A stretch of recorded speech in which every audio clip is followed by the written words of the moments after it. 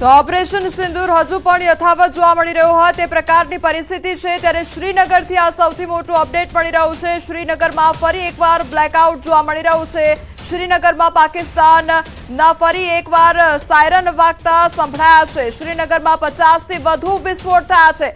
આજે શ્રીનગરને ટાર્ગેટ કરવામાં આવ્યું હોય તે પ્રકારની પરિસ્થિતિ સર્જાઈ છે અને એટલા માટે હજુ પણ શ્રીનગરમાં બ્લેકઆઉટ યથાવત રાખવામાં આવ્યો છે।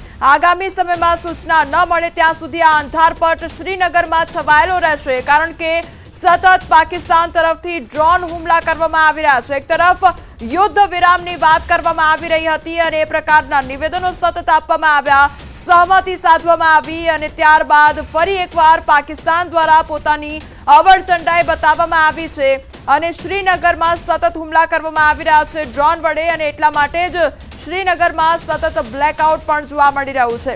ત્યારે કચ્છની વાત કરવામાં આવે તો ત્યાં આગળ પણ કેટલાક વિસ્તારોમાં બ્લેકઆઉટ કરી દેવામાં આવ્યું છે। पाकिस्तान दोबारा इसकी कोशिश करता है तो भारी पड़ेगा। ये बड़ी स्टोरी हम आपको बता रहे हैं, इस समय की बड़ी खबर है अमीश, लेकिन इसमें કચ્છના હરામીનાળા જખોમાં ડ્રોન દેખાયા છે અને તેને લઈને સતત સુરક્ષા એજન્સીઓ દ્વારા સર્ચ પણ હાથ ધરવામાં આવ્યું છે। સંવાદદાતા ગૌતમ ફરી એકવાર અમારી સાથે જોડાઈ ગયા છે। ગૌતમ, આજે શ્રીનગરને ટાર્ગેટ કરવામાં આવ્યું હોય તે પ્રકારની પરિસ્થિતિ છે, ત્યાં આગળ પણ બ્લેકઆઉટ। કચ્છની વાત કરીએ તો કચ્છમાં પણ કેટલાક વિસ્તારોમાં બ્લેકઆઉટ કરવામાં આવ્યું છે। ગૌતમ,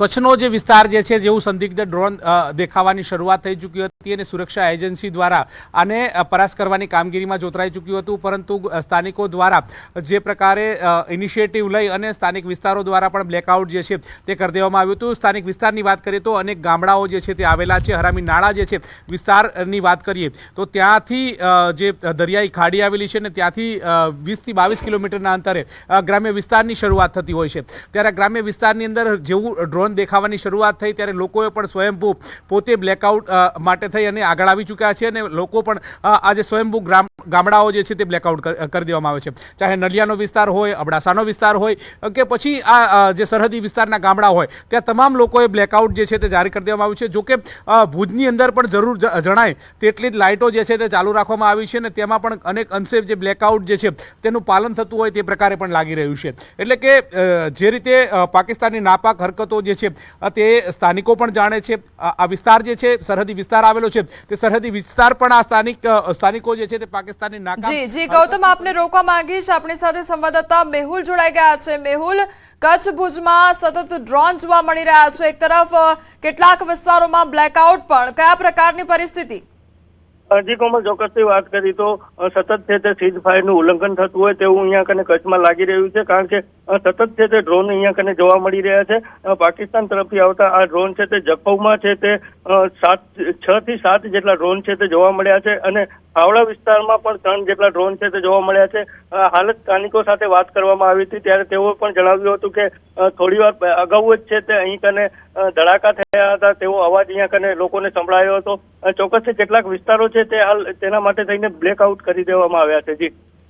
જી મેહુલ, કચ્છ ભુજની વાત કરીએ તો ત્યાં આગળ જે ભુજમાં એન્ટ્રન્સ જે મુખ્ય રસ્તો હતો તે પણ આજે બંધ કરી દેવામાં આવ્યો હતો, રોડ રસ્તા પણ ડાયવર્ટ કરવામાં આવ્યા હતા, સર્ચ સતત સાંજથી ચાલી રહ્યું હતું અને આ વચ્ચે રાહત મળી થોડી ઘણી લોકોને અને ફરી એકવાર તણાવભરી પરિસ્થિતિ છે, એટલે લોકોમાં કયા પ્રકારની પરિસ્થિતિ જોવા મળી રહી છે?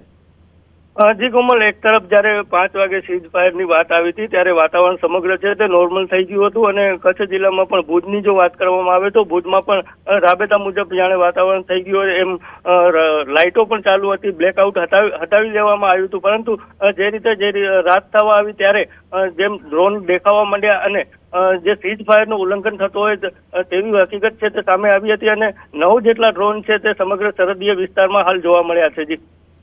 જી મેહુલ, કચ્છ ભુજમાં અત્યારે કયા પ્રકારની હિલચાલ જોવા મળી રહી છે? સુરક્ષા એજન્સીઓ દ્વારા કયા પ્રકારે સર્ચ હાથ ધરવામાં આવી રહ્યું છે?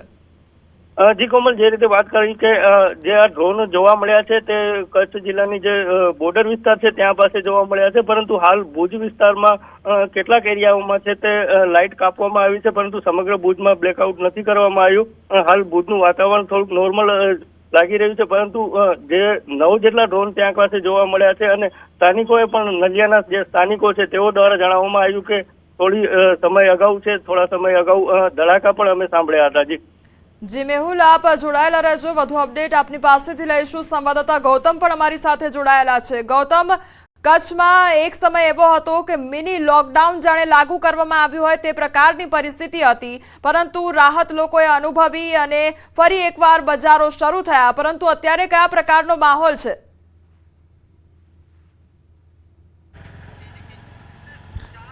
હાલની પરિસ્થિતિની વાત કરીએ તો શરૂઆતની વાત કરીએ સવારમાં વહેલા જે પ્રકારે જે 6 જેટલા સંદિગ્ધ ડ્રોન દેખાયા હતા, ત્યારબાદ લોકોમાં ભયનો માહોલ હતો અને જેવું 12 વાગ્યા ત્યારે હાઈ એલર્ટ ઉપર ભુજ જે છે તે જોવા મળ્યું હતું. અને હાઈ એલર્ટ ઉપર ભુજ હોવાના કારણે ગામના લોકોએ સ્વયંભૂ પોતે બંધ પાડ્યું હોય તે પ્રકારની સિચ્યુએશન હતી.